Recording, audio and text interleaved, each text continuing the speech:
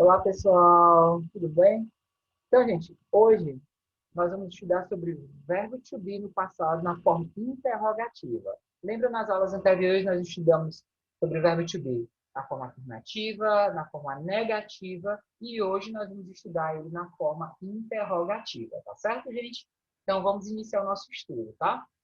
Então, primeiro vocês têm que ter ideia do seguinte: o verbo to be pode expressar dois significados: ser ou estar, lembra? Logo, tanto para dizer que eu sou professora, I am a teacher, quanto para dizer que eu estou na escola, I am at school, deve-se utilizar o verbo to be. Então, o verbo to be vai dar essa ideia de ser ou estar, tá certo? Então, tenham em mente. Só que o nosso estudo é sobre o verbo to be no passado. Então, o nosso estudo deste mês está focado na ideia do verbo to be no passado. Então, dessa forma, o sentido vai ser de eu estava ou eu era, tá certo? Então, vamos lá ver alguns exemplos. Vamos dar uma olhada aqui.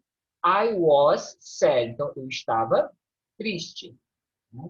He was a doctor, but now he's a politician. Então, ele era um médico, mas agora ele é um político. Então, percebam que a gente utilizou aqui was, né, nos dois exemplos. Né? Então, é o verbo to be no passado.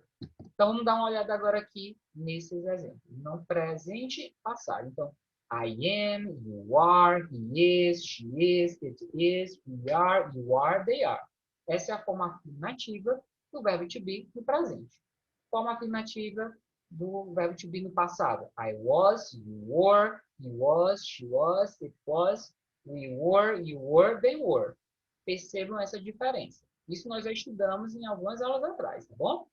Então, agora a gente vai estudar a questão da forma interrogativa. Então, vamos dar uma olhada nessa terceira coluna. Então, interrogativo, você vai fazer o quê? Colocar o verbo to be na frente. Então, was I, were you, was he, was she, was it, were we, were you ou were they. Tá certo? Então, a forma afirmativa e negativa nós estudamos em aulas anteriores.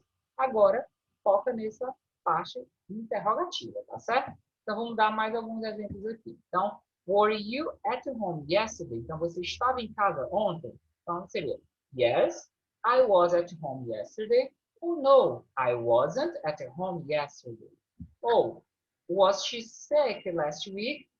Ela estava doente semana passada? Yes, she was sick last week. Or no, she wasn't sick last week. Tá? Então, essa é a forma interrogativa do verbo to be, tá? Então, vamos dar uma olhada agora no exercício que vocês vão fazer, tá bom? Então, vamos dar uma olhada aqui. Então, o verbo to be, gente, forma interrogativa. Então, a primeira questão é, transforma as frases afirmativas em interrogativas. Veja o exemplo.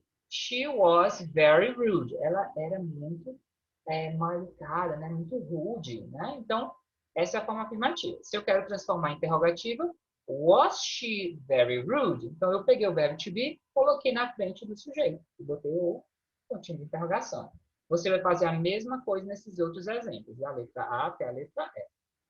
Próximo. Segunda questão. Complete as frases com o verbo to be no passado. Então, nós temos os verbos was and were, e você vai completar de acordo com o sujeito. Lembrando, aquele nosso slide anterior, né? Were, você vai utilizar para you, we, and they, and was for I, he, she, and it.